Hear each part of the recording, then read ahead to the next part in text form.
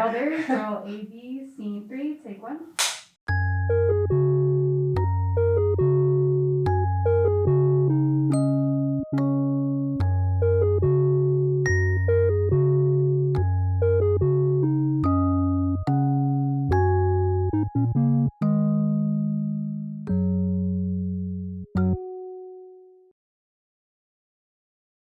What is something that your elders have taught you that you still carry on in your daily life? Well, my grandfather, Fu Yun Shu, was he was somebody who loved celebration, and he constantly wanted to celebrate just about everything. And he would always remind us that in China, Chinese New Year was celebrated for 15 days. Oh. So it wasn't just a short little celebration. And so we would always start the celebration and then, continue with festivities. So he liked to make things big and grand. So at one point in his retirement, once he moved out here to San Diego, he built this thing we called the Big Spin. So it's a big wheel that you spin around, and he would create prizes, hundreds of them. And so for any event, a birthday, Chinese New Year, Easter, Christmas, anything, we would hold the Big Spin. We don't do it as elaborately anymore, now that he's passed away, but that sense of celebration and family and, coming together to, have these kind of events is something that, I keep with me. And when he was young, I have a picture of him when he was 17. He was interested in the arts. He came from a family that was very well educated and into academics, and I know that there's family members who were in the sciences. Yeah. There's something, a building or something dedicated to, I believe, his grandfather who was a scientist. Whoa. But this is a picture of him, and he is in drag as the female character of Beauty, but he loved performance. Yeah. And many of us in the family are sort of shy. So he taught Tai Chi till he was 96, and he would put on an annual show every year, which would include performance. So all of, a number of his kids would come out, my son, his grandson, my mom. We would all get coerced into this big performance thing. I remember sewing costumes and trying to find beards and how do we build a bridge of like ravens. I think we had to do one time, or magpies. So he always wanted big performances. Mm-hmm. And my son, who was quite young at the time, like early elementary school, he would want to teach him how to do these like martial arts things and have him use a sword and be some heroic character in part of the play and perform. And, he expected all of us to be able to just jump into this with the ease that he had. And every year he would write the plays and perform them with his class. And I don't know if his students, when they signed on for Tai Chi, realized that it would also include some sort of massive performance as well. But his love of theater and performance and the arts goes back to when, like I said, this was 17 and he performed. He had his own little routines and stuff, and he had this very fierce sense of independence and excellence. I mean, my grandfather had this real high bar for what he wanted all of us to achieve. So I think that has always been part of me as well when I do stuff.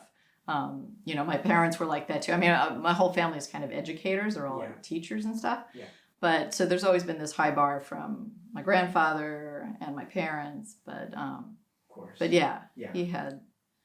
So I think it's his sense of this sense of celebration, the sense of family, the sense of excellence, are all things that, What does family mean to you?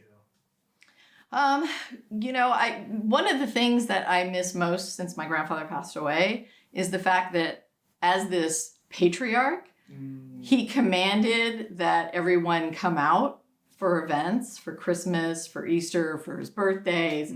And so it was really nice that because he lived out here where I was, we could gather huge amounts of family for all these celebrations.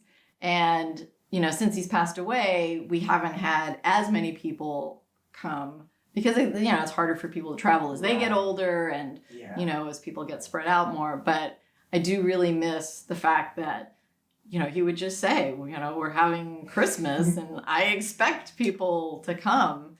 when my grandparents lived in France, they had bought a house. So we went one summer when I was 15 and stayed in France with him.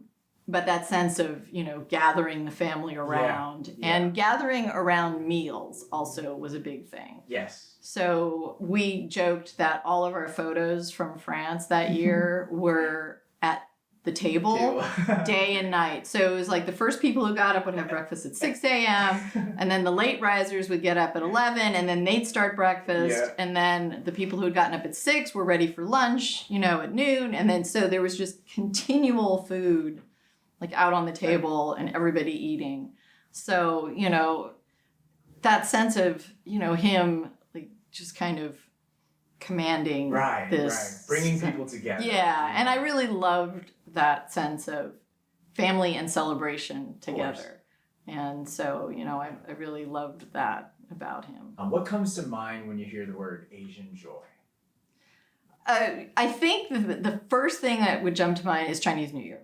And again, it's because that was a huge celebration. It was a time when he would talk about, different things, memories from his life, things that brought him joy, things that, it also had to do with food, which was always, a joyous thing for family getting together. The fact that he would always talk about Chinese New Year being a long celebration that we could celebrate multiple times, not like Christmas where you have it, get it over with on one day. Yeah.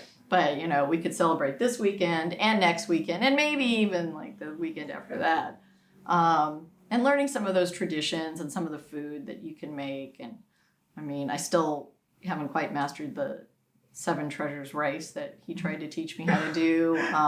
He also always liked to have his cigar and his little thing of cognac at the end of the day. Wow. And that's a very French thing, kind of. So, he mixed those things too. He was part, I'll show you these because I just think they're really fascinating. He was part of the Scouts program. There was the Chinese Scouts, there was also a UN Scouts, and this was a French one. But, I find it fascinating looking at some of these old pictures. These are from the 20s and 30s. And I don't know if it was because my grandfather was who he was or what this organization was like, but he seemed so comfortable in this setting where he seemed to be, the only he's pretty person of color there. He's adapted to it. And, it's interesting because, right now we're at this point where we're seeing this rise in anti-Asian hate. And, I feel like I wish I had talked to him a little bit about how he felt being kind of this outsider in some of these situations and whether or not, was he comfortable? How did people treat him? Was he readily accepted? Did he work for things? Yeah, so I'm curious about it, and it's stuff that it was just fascinating to me that he was, that he went into like the French diplomatic corps, and what did that mean to be this Chinese person speaking French in Africa? And, I never really talked to him about those things. And I'm curious, what he would say. Did he face a lot of prejudice? I mean, he never made it seem like that was the case. Right. So, and I don't know if that's because that's the side that that's what he wanted to present. And my grandfather wanted us to have this sense of tradition too, so he did want us to understand things like what was our Chinese zodiac and what that kind of meant, and what some of the things were that he had gone through. So that sense of tradition also, I think, was kind of important to him, things. And again, they all seem to relate to celebration things like, the line dance and, what did those kind of traditions mean? And, what do different types of food sometimes represent and things like that. What are some parting messages that you want to give to the people watching this? I think it's, with someone like my grandfather, he seemed like he would be there forever. He lived so long and he really was healthy and, alert. His mental capacity was great and even until the end.